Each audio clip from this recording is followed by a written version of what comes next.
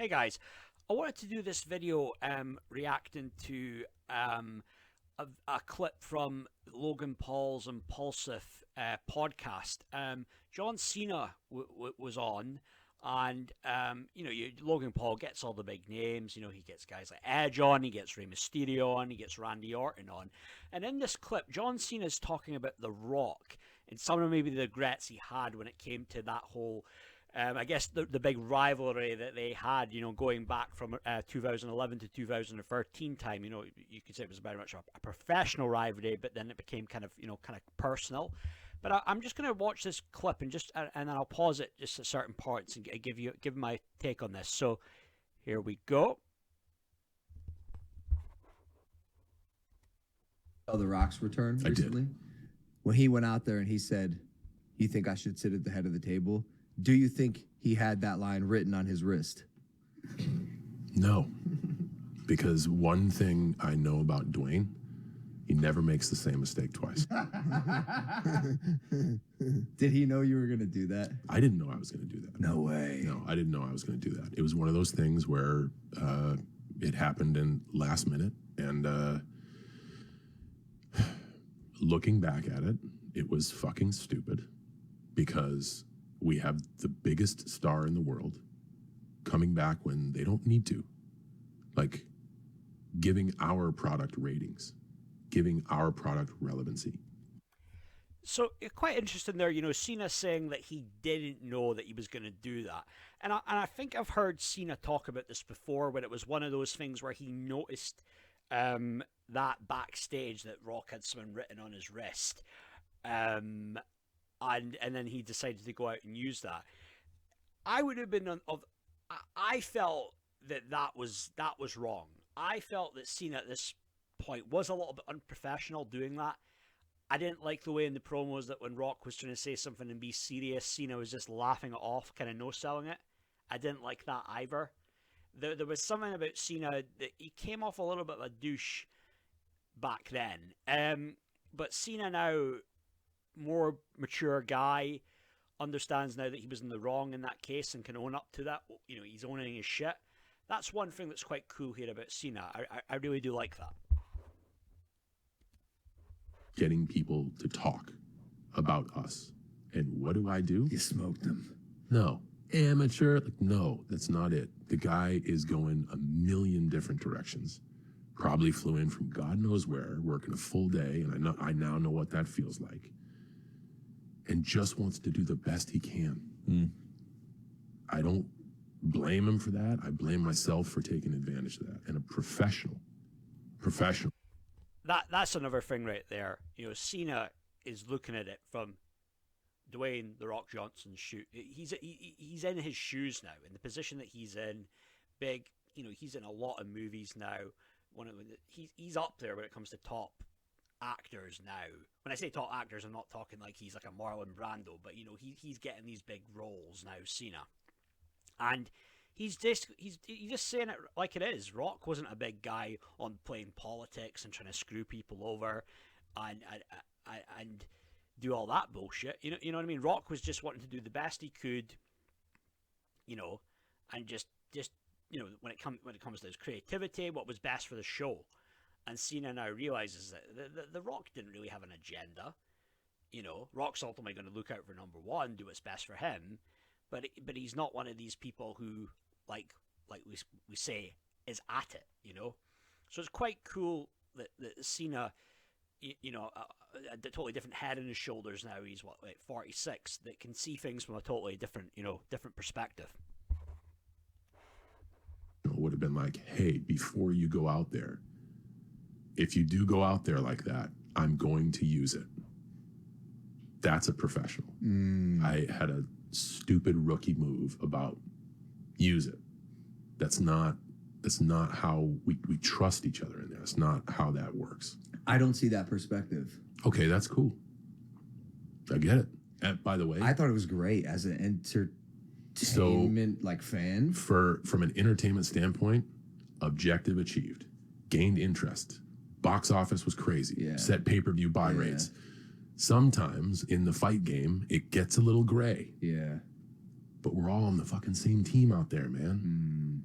And you got to have trust. What if he said in no? a boxing ring, then I don't use it. Really? Then I don't use it. But what about the box office? I would entertain another way. There's more than one way to solve a creative puzzle. Yeah. Yeah. That's where you build trust, and that's where people really shine, and that's where you bring the best out of people. And that's why when I sit down with people, and one thing with there, Cena understands that this is a team thing, and that's what the thing is with wrestling. It's a team. It's a big thing with locker room camaraderie. It's like a family. Yeah, not everybody's going to get along, but it's a big deal that when you're a professional wrestler and you're trusting your opponent with your body. You know what I mean? That's a very serious thing. And Cena's been very now, selfless guy, not just, thinking of, well, how can I get one over on him, making him look stupid. He sees this from a much different perspective now, and I think that's really cool. I think that's he's a real stand-up dude. I literally, first of all, I make sure to sit down with them, and you got to go way back. You can't just tell that moment in the story. I spent years calling out The Rock, saying that, man, if you love the business, you should be back. What a fucking hypocrite I am. I love the business. I should be back. I should be back all the time, but I'm not. Is it Tuesday today? Is it Tuesday? Yeah, Tuesday. Yesterday was Monday. Where the hell was I at Raw? Why wasn't I at Raw? Yeah, we were wondering that. Yeah, exactly. Mm-hmm. We watched Raw. We watched Drew McIntyre flame CM Punk. Well, I was only watching because I thought he was coming out. He didn't show up. Yeah, and I didn't show up. But I can sit here and say I love the business. Yeah. But I'm super hypocritical in my approach from being young and stupid. Of course. So, you know what? He admits he was a hypocrite.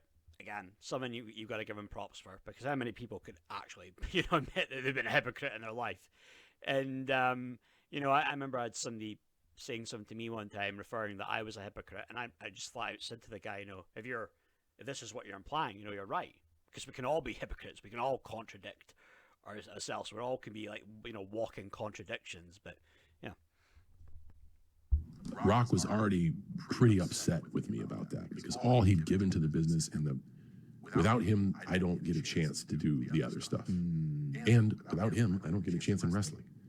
He was so popular and helped rise the tide, which helped split competition, which helped the hiring spree, which Benjamin buttoned me into getting a defensive contract, which I parlayed into a thing where to be on TV because he left and did all this stuff, and now I get a chance. I owe a lot to that. And that, the methodology, I wanted to sell tickets. There's a right way and a wrong way to do it. Was he pissed? He was. And justifiably so. Yeah. Because he's a guy who's got his heart in it. He still comes back, bro. Yeah. And the people go crazy. Crazy. He's just so good. No kidding.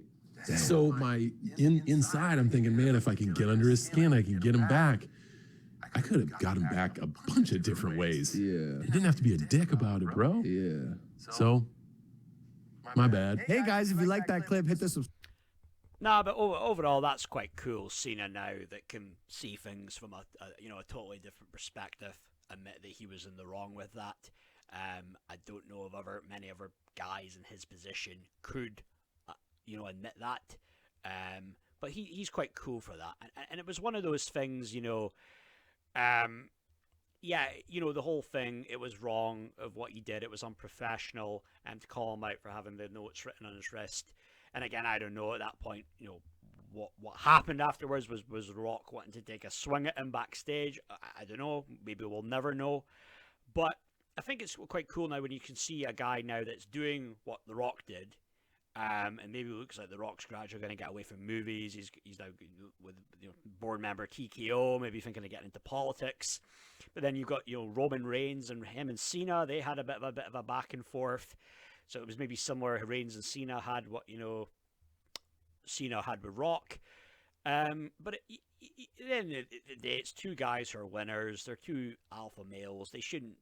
It was kind of unnecessary, any kind of like petty bullshit, what personal beef that they, whatever, if they ever even had that properly. You know, I think Cena, you know, he did call out The Rock in 2008 in an interview. He was like, hey, don't F me around about all this stuff about saying you love the business. And then later on, Cena just admitted, yeah, you know, I was a total hypocrite for saying that. I'm not here, you know, he's not in WWE all the time. So it's like, you know, Cena's a stand-up guy for admitting where he went wrong, owned his faults, owned his shit.